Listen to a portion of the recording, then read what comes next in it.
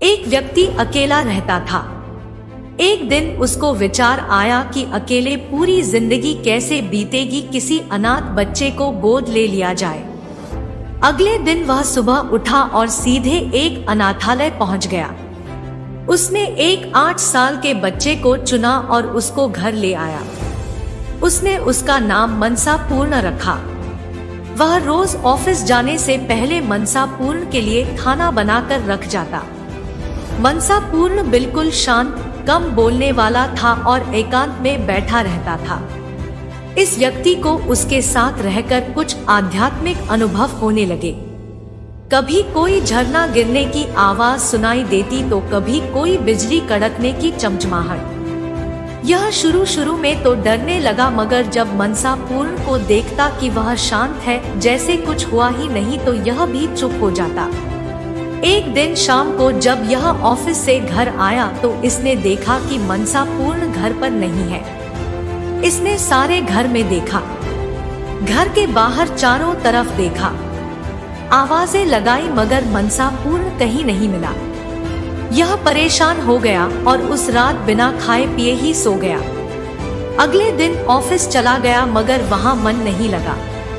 किसी तरह शाम को घर पहुंचा, यह आश लिए कि शायद मनसा पूर्ण आ गया होगा, मगर निराशा ही हाथ लगी। एक हफ्ता बीत गया, मनसा पूर्ण नहीं आया। 3 महीने बीत चुके थे।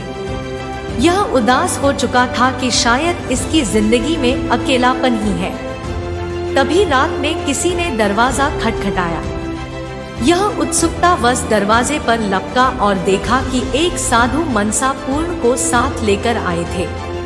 उसने दोनों को अंदर बुलाया। साधु का आदर सत्कार कर दोनों को भोजन कराया। तब साधु ने कहा कि यह जो तुम बच्चा लाए थे, यह एक सिद्ध पुरुष है। जब हमें अंतर्दृष्टि से यह अनुभव हुआ, तब तक आप इनको यहाँ ला चुके थे। हमारे पूर्व गुरु महाराज ने कहा था कि आने वाले गुरु आपके अंदर दिखाई देंगे। हम उसी इंतजार में थे। जिस दिन हमें रात को अनुभव हुआ कि गुरुदेव वहां अनाथाश्रम में प्रकट हुए हैं, हम वहां गए तो पता लगा कि आप उनको यहाँ ले आए हैं। साधु ने उस व्यक्ति को कहा कि तुम अगर चाहो तो इन्हें गुरु रूप में स्वीकार कर सकते हो। मैं इनको इनके आश्रम दिखाने ले गया था।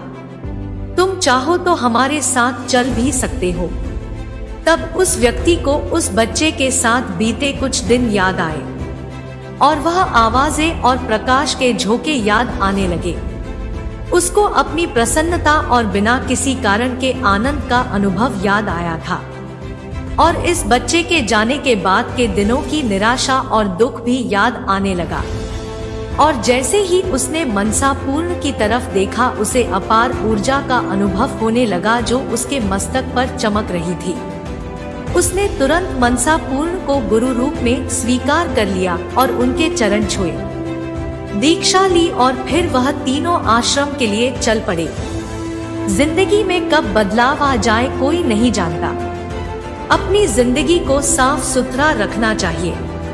किसी भी समय आपके ऊपर किसी बुद्ध पुरुष की कृपा हो सकती है और पूरा जीवन बदल जाता है।